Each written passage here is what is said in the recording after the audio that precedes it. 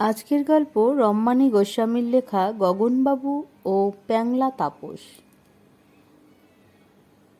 গগনবাবু একটি মাল্টিন্যাশনাল কোম্পানির মোটামুটি উপরতলার কর্মী। যাদবপুরে নিজেদের ফ্ল্যাট। মাস গেলে ইএমআই বাদ দিলে মাঝারি ব্যাংক ব্যালেন্স, কয়েকটা মিউচুয়াল ফান্ড, হৃষ্টপুষ্ট গিন্নি, ফ্যাশনেবল কলেজ পড়ুয়া কন্যা এবং একটি মাহিন্দ্রা কেউইভি, এই হলো মোটামুটি তার সম্পত্তির খতিয়ান। না হো বান্ধবী গোছের কেউ নেই, যদিও একটি টক ঝাল মিষ্টি পরকীয়ার ভারী শখ ছিল। তা এখন তো জীবন্তরী কিনারার দিকে বাঁক নিয়েছে। এই বয়সে এসে ওসব কি আর হবে? সে যাকগে। বান্ধবী না থাকলেও তার সর্বক্ষণের একজন সঙ্গী আছে, সে হলো প্যাংলা তাপস। ছেলেটির নাম তাপস দাস, কিন্তু সে এতটাই রোগা যে তাকে দেখলেই মনে হয় যেন হ্যাঙ্গারের গায়ে শার্ট পরানো হয়েছে। ওদিকে আবার ধেড়ে লম্বা।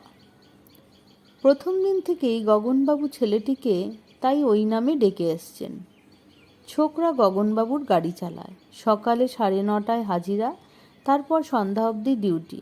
গগনবাবু অফিস থেকে ফেরার পরেও গিন্নি বা মেয়ের রোজই কোথাও না কোথাও বেরোনোর থাকে। শপিং মল, বন্ধুদের বাড়ি, কোচিং সেন্টার, গানের স্কুল, পার্লার, যোগা ক্লাস, আরও কত কী যে আছে। কি একখানা কাকতারুয়ার মতো চেহারা! আহা, গোটা বিশ্বে আর ড্রাইভার খুঁজে পাওনি তুমি? প্রথমবার প্যাংলা তাপসকে দেখার পর গিন্নি খাওয়ার টেবিলে বসে মুখ বেঁকিয়েছিলেন। সেই আক্ষেপ শুনে গগনবাবু মেয়ের কান এড়িয়ে ফিসফিস করে বললেন, তোমার মাথা! এই না হলে মেয়ে ছেলের বুদ্ধি। তোমাদের ওই শাহরুখ, অক্ষয় আর কি যেন, হ্যাঁ রণবীর, এদের মতো ঝকঝকে ম্যাচো দেখে ড্রাইভারই রাখি, আর তোমার আহ্লাদি মেয়ে তার সঙ্গে কেটে পড়ুক আর কি। কত সময় তো দুজনে একসঙ্গে যাতায়াত করে, আর এই বয়সটাই তো হলো আবেগে ভাষার। ঠিক অকাট্য যুক্তি। গিন্নির এরপর আর কিছু বলার থাকে না। তাছাড়া তাপসের ড্রাইভিংয়ের হাতটিও খারাপ নয়, যদিও গগনবাবুকে সন্তুষ্ট করা মুশকিল। গাড়ি চালানো থেকে শুরু করে গাড়ির কলকবজা মোটামুটি ভালোই জানা আছে তার। ড্রাইভিংয়ের সময় ছেলেটা সামান্য ভুলভ্রান্তি করলেই গগনবাবু ভুরু বিরক্তিতে কুঁচকে ওঠে। প্যাংলা তাপসের উদ্দেশ্যে কিছু বাছাই করা গালাগালি আছে তার। সেগুলি হলো, ওয়ে গর্ধবানন্দ, সামনের ওই অটোটাকে ছেড়ে দিলে কেন? এভাবে চললে আমরা যে বেলা 3টে অফিসে পৌঁছবো। আবার কোনো দিনও এই যে ইডিয়েট, কটায় মিটিং আছে বলেছিলাম, আর এখন কটা বাজে? দিব্যি ভাত খেয়ে পান চিবোতে চিবোতে এসেছ। গগনবাবুর গালাগালির ঠেলায় গিন্নি অতিষ্ঠ। মেয়ে তো বাবাকে বলেই দিয়েছে, বাপি আমি যখন গাড়ি ইউজ করব তুমি আমার সঙ্গে যাবে না, একদম না। This is absolutely disgusting. মনে মনে ভাবেন গগনবাবু, গাড়িতে তো সারাক্ষণ কানে হেডফোন, আঙুল টকাটক চলছে মোবাইলের স্ক্রিনে। আমার বচন শোনার সময় কোথায় তোমার মামনি? কিন্তু না, এগুলো মুখে আনা যাবে না একেবারেই। শুনলেই গিন্নি আর মেয়ে দুজনেই খ্যাক করে উঠবে। তাছাড়া ওরা তার রাগের কারণ বুঝবেই বা কীভাবে? মাস গেলে তাপসের হাতে পাক্কা 15,000 গুনে দিতে হয় গগনবাবুকেই। তার উপরে সপ্তাহে একটা দিনের ছুটি বরাদ্দ। এছাড়া স্ট্রাইক, হলিডে ইত্যাদি তো লেগেই আছে। এর পরেও কাজে গাফিলতি হলে তা কারো সহ্য হয়? নিজের জ্বালা তিনি নিজেই বোঝেন। মেজাজের পারদ তাই চড়তেই থাকে, নামবার নাম করে না। এর মধ্যে একদিন মাঝ রাস্তায় বারবার গিয়ার বদলানো নিয়ে তাপসের সঙ্গে খিটিমিটি বেঁধে গেল। রাগের চোটে থাকতে না পেরে একখানা প্রচলিত 4 অক্ষরের শব্দ অ্যাপ্লাই করে বসলেন গগনবাবু। তাপস সাধারণ মালিকের কথায় একদমই রাগ কাটে না, কিন্তু সেদিন হয়তো কোনো কারণে তারও মুড অফ ছিল। সেও দুটো কথা শুনিয়ে দিতে ছাড়ল না। বেশ কঠিন স্বরেই বলল তাপস, একদম গালি দেবেন না বলে দিচ্ছি, আর আপনি যখন এতই বোঝেন তাহলে ড্রাইভারের দরকার কি? নিজেই গাড়ি চালিয়ে অফিসে চলে যান, ব্যাস। আর যাবে কোথায়? গগন ফাটিয়ে চেঁচিয়ে উঠলেন গগনবাবু, রাস্কেল, গেট আউট! চাবি রেখে এক্ষুনি বেরিয়ে যাও। সামনের মাসে এসে 17 দিনের টাকা নিয়ে যাবে। তাপসকে বিদায় দিয়ে গগনবাবু বাকি রাস্তাটুকু ফুসতে ফুসতে গাড়ি চালিয়ে অফিসে গেলেন। অগ্নিশর্মা হয়েই লিফটে উঠলেন। সারাদিন অফিসের প্রচুর কাজ ভুলচুক হলো তার। সন্ধ্যায় বাড়ি ফিরে সমস্ত ঘটনা খুলে বলতেই অমনি গিন্নি আর মেয়ের মুখ হারি। এবার কি হবে? উফ বাপি, তুমি যে কি করো না! কন্যা ক্যাটক্যাট করে কথা শুনিয়ে দিল। গিন্নি কিছু বলার জন্য হাঁ করেছিলেন, কিন্তু তাকে আর সে সুযোগ দিলেন না গগনবাবু। ধুস, থাম তো, যাও বাসন্তীকে একটু আদা দিয়ে চা করে দিতে বলো। আরে ভাত ছাড়লে কি আর কাকতারুয়া কাকের অভাব?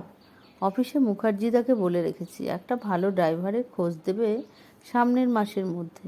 ততদিন একটু ওলা বা উবের ম্যানেজ করে নাও না। কিন্তু কথাতেই আছে, ম্যান প্রপোজেস, গড ডিসপোজেস। মুখার্জিদার আরেকটি ড্রাইভারের খোঁজ দেওয়ার আগেই ঘটনার ঠিক 6 মাসের মাথায় বিনা মেঘে বজ্রপাতের মতো গগনবাবুর চাকরিটা নট হয়ে গেল। ওর একার নয় অবশ্য।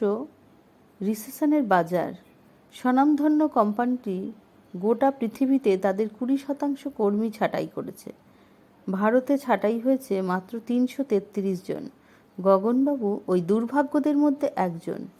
সবার প্রথমে যেটা তার মনে হলো, গাড়িটাকে বেচে দিই। এত তেলের দাম, তার উপর মেনটেন্যান্সের খরচ কমানোর চেষ্টা চলছে। অবশ্য মাস পড়তেই ঠিকা কাজের এবং রান্নার লোককে ছাড়িয়ে দেওয়ার পর গিন্নি বাড়িতেই যা পরিশ্রম করতে হচ্ছে তা জিমে কসরতের চাইতে কোনো অংশে কম নয়। মেয়েও বেজার মুখে নিজের ব্রেকফাস্ট, টিফিন ইত্যাদি বানাচ্ছে। তারপর আর 5টা সাধারণ মানুষের মতো অটোর লাইনে দাঁড়িয়ে কলেজে যাচ্ছে। ভাবা যায়? গাড়ি বেচার কথায় গগনবাবু সবার প্রথমে মনে পড়ল তার 4 বছরের পুরনো বিশ্বস্ত সঙ্গী প্যাংলা তাপসের কথা।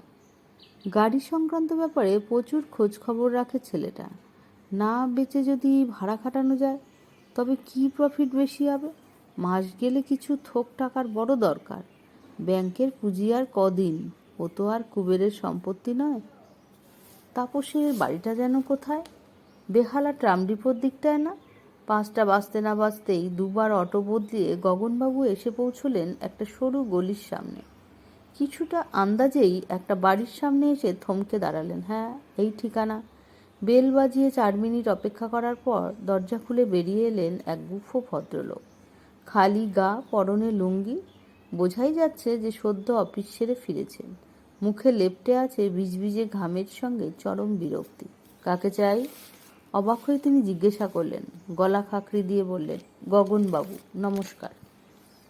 আমি কি একটু প্যাংলা তাপসের সঙ্গে কথা বলতে পারি? তাপস দাস। এই বাড়িতেই ভাড়া থাকে না ছেলেটা?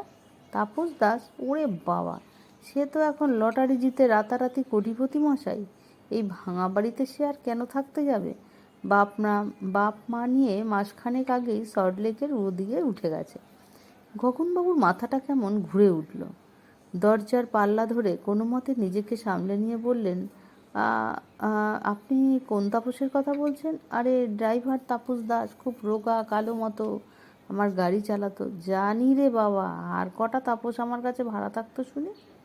আপনি তো দেখছি একটা আস্ত গবেট। হ্যাঁ, সেই বললুম না, লটারি জিতেছে 5 মাসের আগে। লটারি 5 কোটি টাকার বাম্পার প্রাইজ। এখন শুনেছি ছেলেটা গাড়ি ব্যবসায়ী করছে। সল্টলেকে ওর নতুন ফ্ল্যাট আর অফিস। তার আন্ডারেই এখন বলে কিনা কত ড্রাইভার। যান মশাই, আর বকাবেন না, একটু শুই গিয়ে। আবার তো কাল অফিসে ছোটা। আমাদের তো আর লটারি জেতার ভাগ্য নেই। ছাপোষা মানুষ হয়ে জন্মেছি, সারা জীবন ওই 10টা 5টা কলম পিষতেই হবে।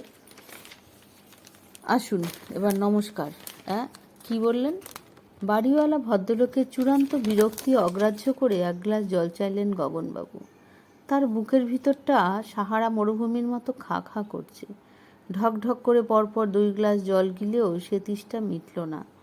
তারপর প্যাংলা তাপসের থুড়ি লটারি জিতে কোটিপতি হয়ে যাওয়া মিস্টার তাপস দাসের অফিসে ঠিকানাটা কাকুতি মিনতি করে জোগাড় করে গগনবাবু জয় মা বলে একটা সল্টলেকগামী চলন্ত বাসের ভরা পেটে নিজেকে কোত করে সে দিয়ে দিলেন।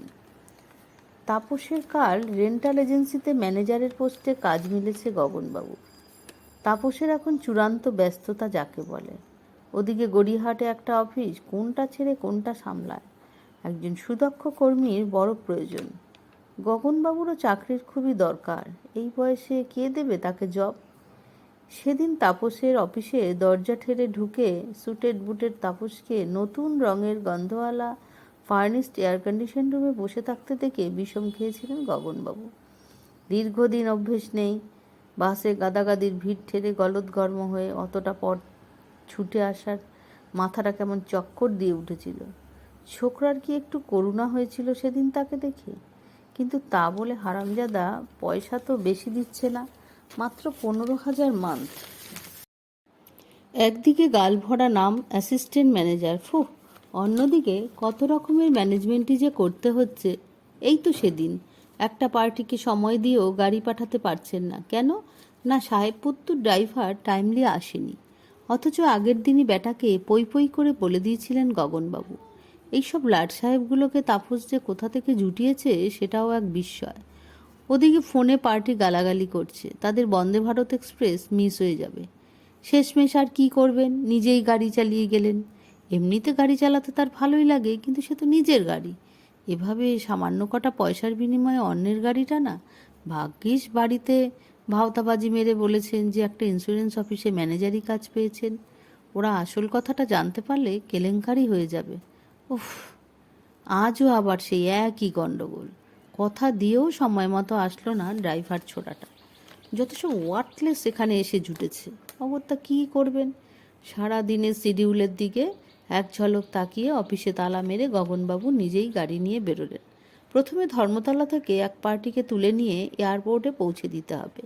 সেই কথা মতো একটা 12তলা বিল্ডিংয়ের নিচে ফিয়ারটা দাঁড় করাতেই মোবাইল ফোনে কথা বলতে বলতে ভিতর থেকে ব্রিফকেসে একজন রোগা লম্বা মতো লোক হন হন করে বেরিয়ে এলো আর পিছনের সিটে বসে ইশারায় তাকে গাড়ি স্টার্ট করার নির্দেশ দিল। কিন্তু এ কে?